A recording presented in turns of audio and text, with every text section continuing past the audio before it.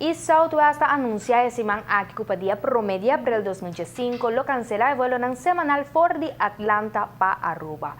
Como ko Aruba ta entre e prome experiência ng internacional de Southwest Airlines durante ng evaluasyong a concluir que o vuelo ng entre Aruba e Baltimore ta mais ventajoso compara que vuelo ng for the Atlanta.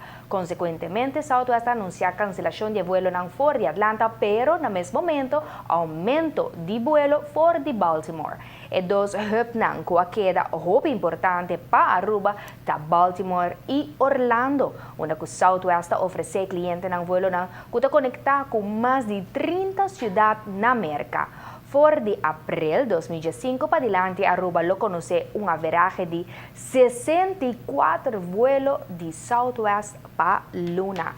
Aruba te queda una destinación popular y cifra danta muestra que Southwest añade 20% de capacidad más para la temporada de winter 2004 comparado con el de 2003. Además, durante el periodo de januario para julio 2005, Southwest ofrece 36% más capacidad para ruta por de Aruba.